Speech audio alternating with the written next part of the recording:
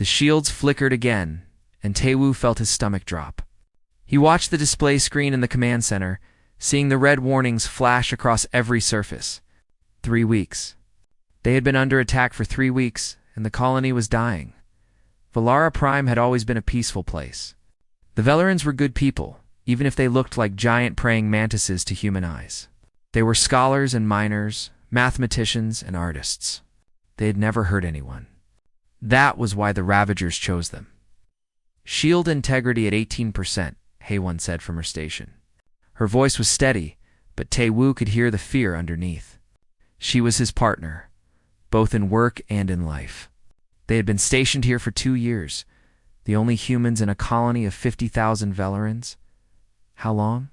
Taewoo asked. At this rate of bombardment? Maybe 6 hours. Maybe less. Ambassador Thelrix clicked his mandibles together, a sign of deep distress in Velaran culture. His 6 limbs trembled slightly as he moved closer to the human console. The council has responded to our final plea, he said softly. Taewoo looked up, hope flaring in his chest. What did they say? The ambassador's large compound eyes seemed to dim. They said Valara Prime is not economically viable to defend. They advised us to evacuate whoever we can and surrender the rest to Ravager mercy. The words hit like a physical blow. Taewoo had known the Galactic Council was cold, but this was something else. This was abandonment. How many can we evacuate? Haewon asked. Our transport ships can carry perhaps 15,000, Thelrix said. If we had more time to make multiple trips, but ... he did not need to finish. The Ravagers would not give them time. The enemy fleet hung in orbit like vultures, 47 ships against their pathetic defense platforms. The Ravagers wanted slaves. They wanted the rich mineral deposits beneath Valara Prime's surface. They wanted to make an example of what happened to weak species. Taewoo stood up and walked to the window. Outside, he could see the shimmer of the protective shield dome.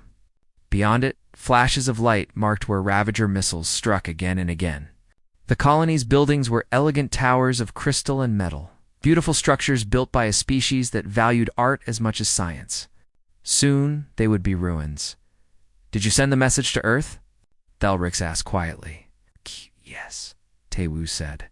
2 weeks ago, we sent it with maximum priority on the quantum relay, and they acknowledged receipt. That's all. Haewon turned in her chair. Earth is 40 light-years away, Ambassador. Even if they wanted to help, even if they sent ships immediately, it would take nearly a month for them to arrive using standard FTL drives. I see. Thelrix's antennae drooped. Then there is no hope from that direction either. Taewoo clenched his fists. There were 200 humans scattered across Valara Prime working as engineers, teachers, medical staff, and technicians. It was supposed to be a cultural exchange program, a way for humanity to learn from the older galactic civilizations. Now those 200 people were trapped in a war zone, and Earth could do nothing. Or could they? He had faith in his species. Humans were stubborn. Humans were mean when they needed to be. Humans did not like being told something was impossible. But 40 light-years was 40 light-years. Physics was physics. The building shook as another bombardment wave hit the shields. Dust fell from the ceiling. An alarm started wailing, then cut off as someone silenced it. We need to start evacuations, Haewon said. Priority to children and the elderly. Alrix Nodded. I will give the order. Taewoo, you and the other humans should be on the first transport. No. Taewoo, no, he repeated, more firmly. We're not leaving. The other humans, and I already voted. We stay and help with the defense. There is no defense, Thelrix said gently. You have seen the tactical reports. We are miners and scholars. The Ravagers are warriors. When the shields fall, it will be over in hours. Then we buy you hours, Taewoo said. Every minute we hold gives more people time to evacuate. Haewon stood and moved to his side. He's right. We stay. The ambassador looked at them both for a long moment. Your species is very strange, he said finally. But I am grateful for your friendship. Another explosion rocked the building. This one was closer. stronger. The lights flickered and went red. Shield integrity at 12%, someone called out. Taewoo's communicator buzzed. He pulled it out and saw a message from Kite, the head of the small human security team. All human personnel are armed and in position. We're ready. 200 humans against an invasion force. It was ridiculous. It was hopeless. It was what humans did. The communication console beeped, and Haewon rushed back to it. Her face went pale as she listened to the incoming transmission. "What is it?" Taewoo asked. "It's the Ravagers." Warlord Krask himself. She put it on the main speakers. The voice that filled the command center was deep and rough, translated by the computer into something humans could understand. "Velaron colony, your shields are failing. I am not a patient being. You have 1 hour to surrender unconditionally. Send your leaders to my flagship. The rest of your population will become property of the Ravager Confederation. If you resist, I will kill every 10th person as an example. You have 1 hour. The transmission cut-off silence filled the room. "Can we get the transports away in an hour?" Taewoo asked. "Maybe half of them," Thelric said quietly. Taewoo looked at Haewon. She looked back at him. Neither spoke, but they both knew what they were thinking. 25,000 people were going to die, or worse, and no one was coming to help. Outside the window, the shield flickered again. The enemy bombardment continued, steady and merciless. Somewhere in orbit, Warlord Krask was probably laughing. Taewoo walked back to his console and pulled up the message log.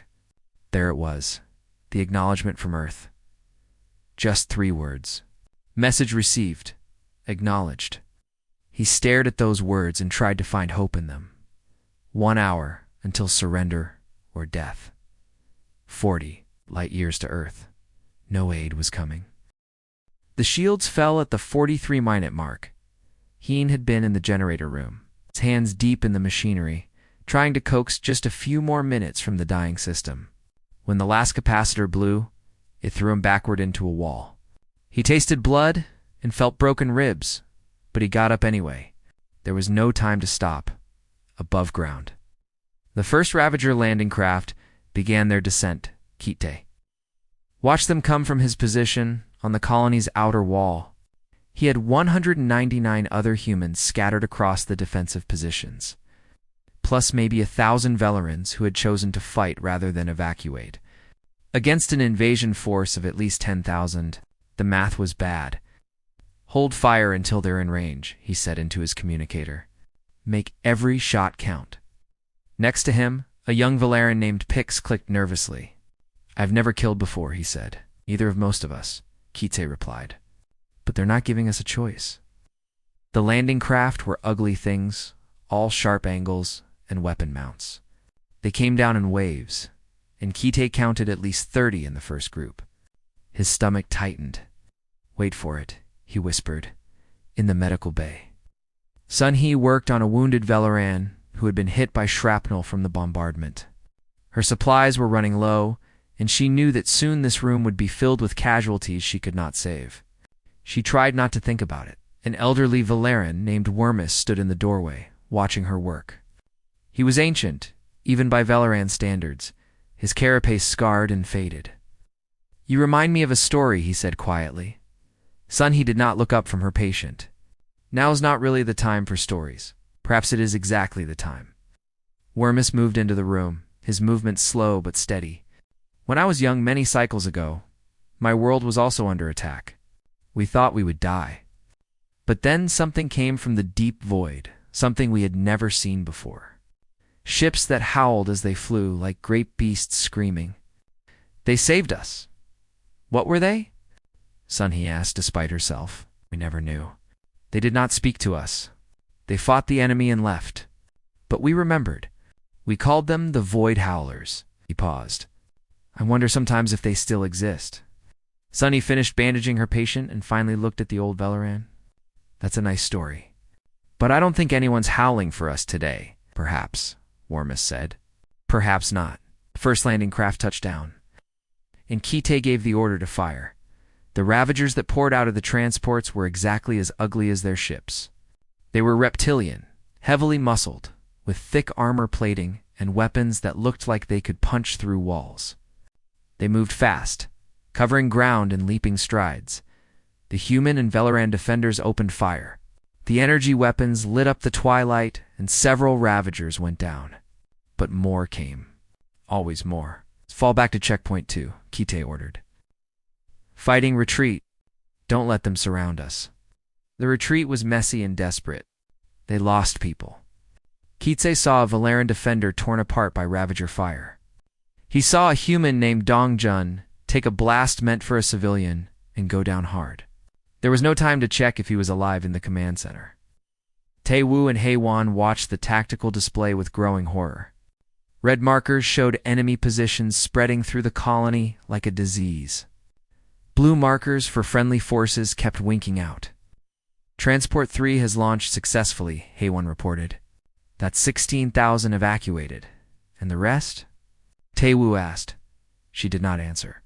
She did not need to. Taewoo's communicator buzzed. It was Cuting, his voice strained. We can't hold the eastern sector. Too many of them? I'm ordering everyone to fall back to the central plaza. We'll make our stand there. Understood, Taewoo said. We're on our way. He and Haewon gathered what weapons they had and headed for the plaza. The hallways were empty now, echoing with distant explosions and weapons fire. They saw bodies, both Velaran and human. They kept moving. The plaza was a large open space in the heart of the colony, surrounded by tall buildings. It was a killing ground, but it was also the last defensible position. Kite had set up a perimeter, and the remaining defenders crouched behind whatever cover they could find. Taewoo counted heads. Maybe 80 humans left. Maybe 300 Valerans, against thousands of Ravagers that were closing in from all sides. This is it, Kite said quietly. Last stand. Hyun limped into the plaza, his side bloody. Sunhee was right behind him, carrying medical supplies. She immediately started working on the wounded. How long can we hold? Taewoo asked. Kite shrugged. An hour if we're lucky. Maybe less. Every minute counts, Haewon said. Every minute is more people getting away. The Ravagers did not rush them. They were smart enough to know they had already won. They set up heavy weapons on the surrounding buildings, taking their time, making the defenders watch their own doom being prepared. Taewoo stood next to Haewon behind a barricade made of broken furniture and debris. He reached out and took her hand. I'm sorry, he said. For what? For not getting you out of here. She squeezed his hand. I wouldn't have gone without you anyway. Around them, the other humans were saying their own goodbyes. Some were quiet. Some were crying. Some were checking their weapons one last time with grim determination. Ambassador Thelrix approached, moving carefully through the defensive positions. I wanted to thank you, he said. All of you, you did not have to stay. You could have evacuated with the first transports. We're human, Taewoo said simply. We don't leave people behind. I am learning that your species has a very particular kind of madness, Thelrix said. But it is a noble madness. A loudspeaker crackled to life. Warlord Krask's voice boomed across the plaza. Human defenders, you fought well. Better than expected. But this is over. Surrender now, and I will let you live as slaves. Refuse, and I will mount your heads on my flagship. Kite grabbed a megaphone. Here's our answer, he shouted, fired his rifle at the nearest Ravager's position. The Ravagers opened fire. The world exploded into light and sound and violence. Energy bolts tore through the air. Explosions rocked the plaza. People screamed and died. Taewoo fired until his weapon ran dry, then grabbed another. Haewon was beside him, firing with mechanical precision. Hyun threw crude explosives. Sunhee dragged wounded defenders to cover. Even as the ground around her erupted, they were losing. They knew it, but they fought anyway. This was what humans did. And then, exactly 32 minutes into the final battle, every Ravager suddenly stopped firing. They were looking up at the sky. Taewoo looked up too, and his breath caught. Something was coming through the atmosphere. Something massive, and it was making a sound he had never heard before. A howl. The sound was unlike anything in the galactic database. It was part engine roar, part war scream, part something else entirely. It vibrated through the air, through the ground, through bone. Every being in the plaza, human and Velaran and Ravager alike, felt it in their chest like a second heartbeat. The sky tore open. Space itself seemed to rip apart. Something came through. Something enormous. Something angry. The ship was a monster. It was easily 3 kilometers long, angular and brutal, covered in weapon batteries that bristled from every surface like the spines of some deep-sea predator. Its hull was dark gray, almost black, and it moved with impossible speed for something so massive, and it was howling. The sound came from the ship itself, broadcast on every frequency. Not a hail, not a message, just that terrible, beautiful howl. In orbit above Valara Prime, the Ravager fleet scrambled to respond. 47 warships turned to face this new threat, their weapons coming online. On the bridge of the flagship, Warlord Krask stared at his screens in confusion. "What is that?" he demanded. "Unknown design, Lord," his tactical officer replied. "Scanning now. The power readings are—" "That cannot be right." "What?" "Lord, the reactor output alone is equivalent to our entire fleet combined." Krask's lips pulled back from his teeth. "One ship. It is one ship. Target it. All vessels fire at will." But before any Ravager ship could fire, the unknown vessel broadcast on all channels. A human voice, calm and cold. "Ravager fleet, this is Captain Dongman Park of the United Human Space Forces warship, Indomitable. You are in violation of human treaty space under Article 12, subsection 4. You have attacked human civilians. You have 60 seconds to withdraw all forces and leave this system, or you will be destroyed." Krask laughed. It was a harsh, barking sound. "Human? One ship of humans? We are 47 vessels strong. We are the Ravager Confederation. We do not run from 59 seconds, the human captain interrupted. All ships, fire." Krask roared. The Ravager fleet opened up with everything they had. Energy weapons, missiles, plasma torpedoes, kinetic rounds. The space around the human ship lit up like a star-going nova. Any normal vessel would have been obliterated in the first 3 seconds. The Indomitable charged straight through the bombardment. Its shields were not like Galactic Council shields. They did not shimmer or glow. They were invisible until something hit them, and then they flared with a deep blue light that seemed to swallow the incoming fire. Missiles detonated uselessly against them. Energy beams scattered into nothing, and then the Indomitable fired back. The main railgun array lit up along the ship's spine. There was no warning, no charge-up. Just sudden, violent acceleration of tungsten rods the size of buses. Launched at 30% the speed of light, 3 Ravager cruisers simply ceased to exist. One moment they were there. The next moment there were expanding clouds of debris and vapor. On the ground, Tehu stared upward with his mouth open. Hay-One grabbed his arm. "That's a human ship," she whispered. "That's us." "We came." The plaza erupted in chaos. The Ravager ground forces were receiving panicked transmissions from orbit. Some tried to retreat to their landing craft. Some tried to dig in. Some just stood there, paralyzed by the sight of their fleet being torn apart. Key-Tay did not hesitate. "All units advance. Push them back." The human and Velaran defenders surged forward with renewed energy. The Ravagers, suddenly uncertain, began to break in orbit. The battle was becoming a massacre. The Indomitable moved like nothing the Ravagers had ever seen. It should not have been possible for something that large to maneuver so aggressively. But the human ship twisted and dove and accelerated with the agility of a fighter craft at the helm. Lieutenant Nari Kong had her hands flying across her controls, her face set in fierce concentration. "Bringing us about, mark 73 degrees, full burn. Multiple targeting locks," Commander Borali reported from Tactical. "They're trying to swarm us." "Let them try, Captain," Dongmin said calmly. "Wu Jin, light him up." The weapons officer grinned. "With pleasure, sir." The Indomitable had weapons the Galactic Council had banned centuries ago. Weapons considered too brutal, too destructive, too efficient at killing. Humanity had signed no such treaties. Nuclear-pumped X-ray lasers lanced out, invisible until they struck. Ravager ships flashed and died. Swarm missiles deployed, each one carrying its own AI guidance system, each one capable of independent thought and target selection. They found weak points in Ravager armor that should have been impossible to find. The Ravagers tried to flee. Nari was faster. "Nobody leaves," Dongmin said quietly. "They came here for a slaughter. They get one." The Indomitable pursued the fleeing ships with relentless efficiency. It was not rage. It was not vengeance. It was something colder than that. It was calculation. It was purpose. Warlord Krask watched his fleet die. 20 ships gone. 25, 30.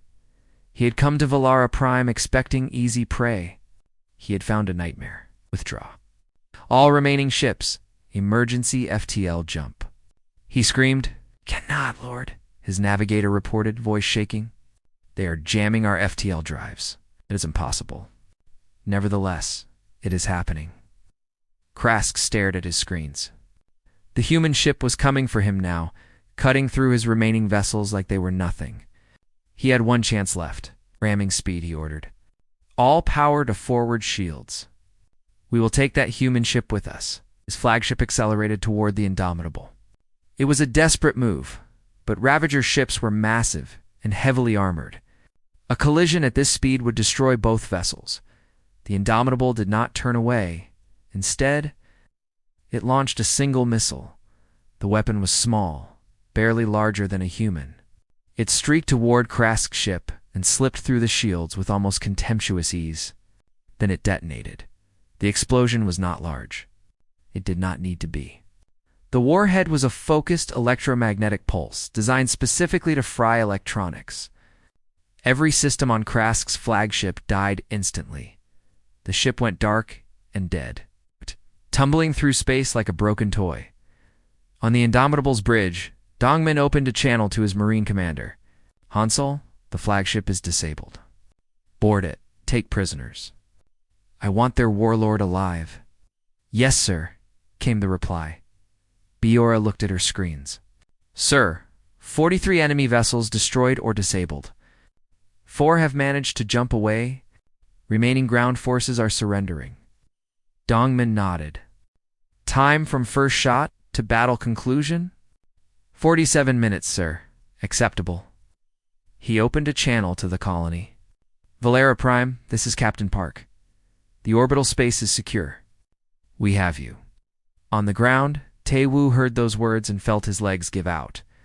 He sat down hard on the broken pavement, and Haewon sat down next to him. Around them, people were crying and laughing and just staring at the sky above them. The Indomitable settled into orbit, damaged but victorious. The howling had stopped, but its echo would remain in galactic memory forever. The boarding pod hit Warlord Krask's flagship with a sound like thunder. Metal screamed as the cutting torches activated, burning through the hull in seconds. Then the pod's front blew open, and the human Marines poured through. Hansal was first through the breach, his rifle up and ready. Behind him came 30 of the Indomitable's best fighters, all equipped with powered armor that made them look like metal giants. Among them was Ari, the combat medic, and G1, the demolitions expert who grinned like a maniac as she strapped charges to her belt. The Ravagers inside the ship were waiting. They opened fire immediately, but they were firing blind in the dark. Their electronics were still dead from the MP. They had only emergency lights and manual. Weapons. The humans had night vision and thermal imaging, and targeting computers that tracked every movement. It was not a fair fight. Hansel moved through the corridors with brutal efficiency. His team worked like a machine, each member knowing exactly where the others were, each covering the gaps. When Ravagers appeared, they went down in seconds under precise fire. But the Ravagers did not give up easily. They were warriors, bred for battle, and they fought with desperate courage. In the narrow corridors of the ship, some of them managed to close 2 melee range. And that was where they were most dangerous. One massive Ravager, nearly 3 meters tall, came around a corner and grabbed a human marine named Tae Young. The creature's strength was incredible, and it began to crush the armor like it was paper. Ari did not hesitate. She drew her sidearm and put 3 rounds into the Ravager's skull at point-blank range. The creature dropped, and she was already moving to check Tae Young's injuries. Broken ribs, maybe a punctured lung, she said quickly. I can stabilize him, but we need to move fast. Do it, Hansel ordered. Everyone else, keep moving. We need the bridge. They fought their way deeper into the ship. The Ravagers had set up barricades in defensive positions, but it did not matter. GI-1 cleared them with grenades and shaped charges. The Marines advanced steadily, methodically, in one large cargo bay. They found nearly 200 Ravager soldiers waiting in ambush. It should have been a death trap. Instead, Hansel called in support. A smaller boarding pod punched through the bay's outer wall, and 6 more Marines emerged, firing from a different angle. The Ravagers were caught in a crossfire. Within minutes, they were either dead or surrendering. Ari moved among the wounded, treating both humans and Ravagers. She worked with quick, practiced motions, her hands steady, even as battle raged around her. Why are you helping them? A wounded Ravager gasped, staring up at her with confusion. Because that's what we do, she said simply, and kept working. The bridge was the final stronghold. Warlord Krask had gathered his remaining officers there, maybe 30 warriors. They had barricaded the doors and prepared to fight to the death. Hansel stood outside the bridge and opened a communication channel. Warlord Krask, this is Commander Hansel of the UHSF Marines. You are surrounded. Your fleet is destroyed. Surrender now, and you will be treated according to the laws of war. The response was a burst of gunfire through the door. That is a no, I take it, Hansel muttered. He looked at G1. Can you breach it without killing everyone inside? She studied the door.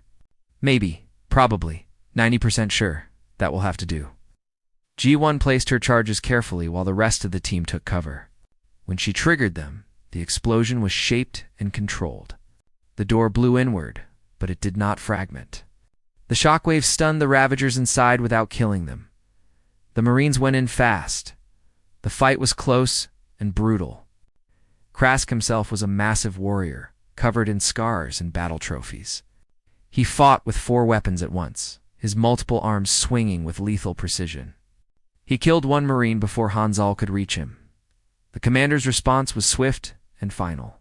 He dodged under Krask's guard and put his rifle against the warlord's chest plate. Down, he said. Now, for a moment, Krask considered fighting to the death. Then he looked into Hansel's eyes and saw something that made him hesitate. Not rage, not hatred, just cold, professional readiness to kill. The warlord dropped his weapons and raised his hands. Wise choice, Hansel said. He secured Krask with restraints that could hold an elephant, then contacted the Indomitable. Bridge secured. Primary objective captured. Back on the Indomitable, Captain Dongmin received the report and nodded in satisfaction. Good work. Secure the ship and prepare to return. Biora status on the remaining Ravager forces. For ships escaped, sir. The rest are either destroyed or disabled. Ground forces have surrendered completely. We have approximately 1,500 prisoners. In our status, hull damage on decks 7 through 9. Shield generators at 60%. Casualties, 3 dead, 17 wounded. We got off light, sir. Dongmin's expression tightened at the mention of casualties. 3 dead. 3 humans who would never go home.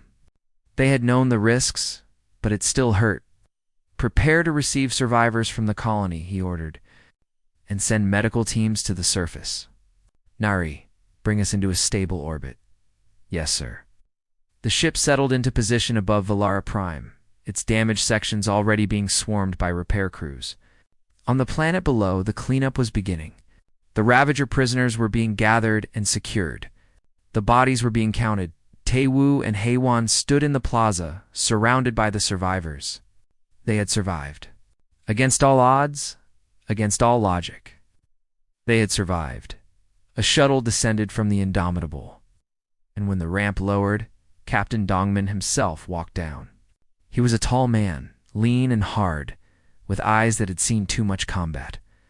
His uniform was crisp, despite the battle, and he moved with the casual confidence of a man who commanded a warship. He walked straight to Taewoo and saluted. "Sir, I am Captain Park of the UHSF Indomitable. We received your distress call. Sorry for the delay." Taewoo stared at him. Delay. They had come 40 light years in time to save them, and he was apologizing for a delay.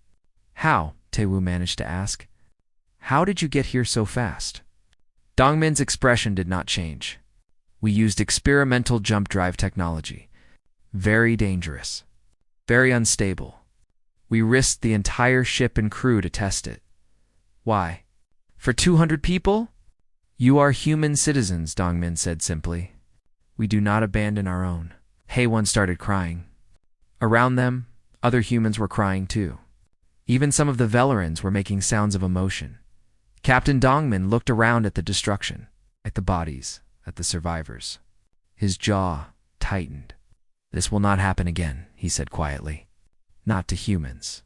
Not to anyone under our protection. I promise you that." Above them, the Indomitable hung in orbit like a guardian, battered but unbroken. The galaxy had just learned something important about humanity. They came when called, and they came howling. 3 days after the battle, Taewoo and Haewon were brought aboard the Indomitable.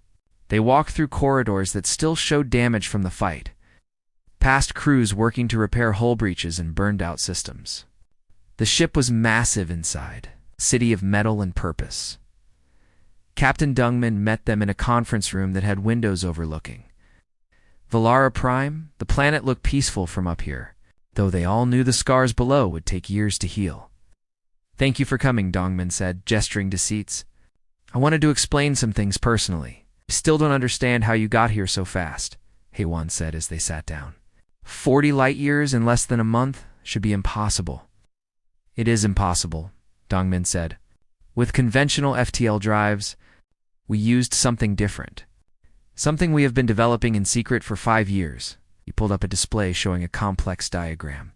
Jump drive. It folds space itself. Very dangerous. Very unstable. There is a 20% chance of catastrophic failure every time we use it." Taewoo felt cold. "You risked your entire ship. Your entire crew?" "Yes. For us. For 200 people you have never met." Dongmin looked at him steadily. "You sent a distress call 36 days ago. We received it within hours through the quantum relay network. The moment we confirmed human civilians were in danger, the decision was made. The Indomitable was already in transit to this sector for other reasons, so we were chosen for the rescue mission. But the risk was acceptable." Dongmin's voice was firm. "You are human citizens. We do not abandon our own. That is not a slogan. That is not propaganda. That is who we are." Haewon wiped her eyes. "The Galactic Council said we were not worth saving.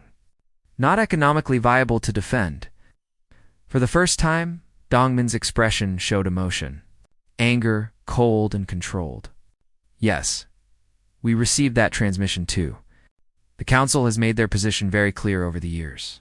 They value resources over lives. They calculate worth based on economic utility and humans." Taewoo asked, "We calculate worth differently?" The door opened and another officer entered. She was a woman in her 50s, with gray hair and sharp eyes. Dongmin stood and saluted. "Ambassador Miran Cho," he introduced her. "Human Diplomatic Corps." Miran nodded to Taewoo and Haewon, then sat down. "I arrived this morning with the second wave of ships. We need to discuss what happens next." "Second wave?" Haewon asked. 5 more human warships arrived today," Moran said. "This incident has consequences far beyond Valara Prime. The Galactic Council is in an uproar. They want to know where humanity got jump drive technology. They want to know why we have a military fleet that can destroy a Ravager armada in under an hour. They want to know many things. What are you telling them? Taewoo asked. Miran smiled, but it was not a friendly smile. The truth. That humanity has been preparing for exactly this scenario for 20 years. That we joined the Galactic Council in good faith, but we also prepared for the possibility that the Council would fail us. And they did. She pulled up another display, this one showing a star map with hundreds of markers. 47 species have contacted us in the past 3 days. All of them are asking the same thing. Would humanity be willing to protect them the way we protected Valara Prime? That is a lot of species, Haywan said quietly. And it is causing a political crisis in the Council. They are realizing that their policy of cold calculation has left many species looking for alternatives. Miran looked at Dongmin. Tell them about Admiral Sangho's message. Dongmin nodded and pulled up a recording. The screen showed a stern-looking older man in a military uniform, standing on what appeared to be a warship bridge. This is Admiral Sangho Kim, commander of Human Defense Fleet 7, the recording said. To the Galactic Council and all member species, humanity formally rejects the Council's doctrine of economic viability in defense decisions. We will not calculate the worth of lives based on profit margins. We will not abandon beings to slavery and death because it is cheaper to do so. Any species wishing to form mutual defense pacts with humanity may contact our diplomatic corps. This transmission ends. The recording stopped. He sent that to every council member, Miran said. The council is furious. They are calling it a violation of neutrality agreements. They are threatening sanctions. Will humanity back down? Taewoo asked. Miran laughed. No.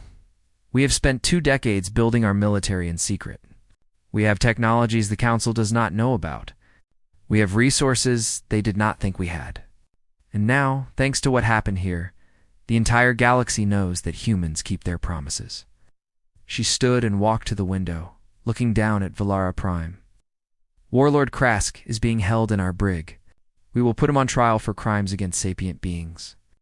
Human justice is harsh, but it is fair. He will have a proper defense, proper procedures. Then he will likely spend the rest of his life in prison. The Ravager Confederation will demand his return, Haywan said. They can demand all they want, Dongmin said.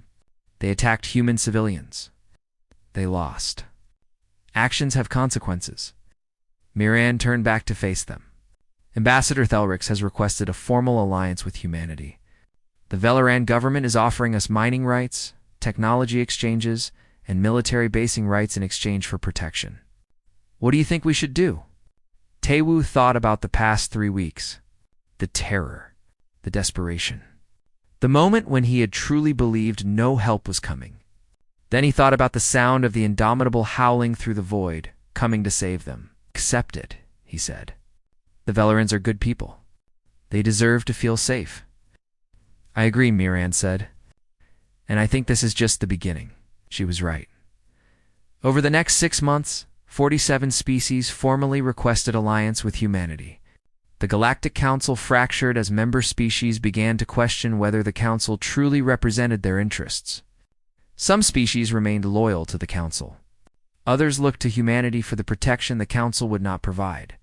Humanity did not ask for this responsibility, but they accepted it anyway.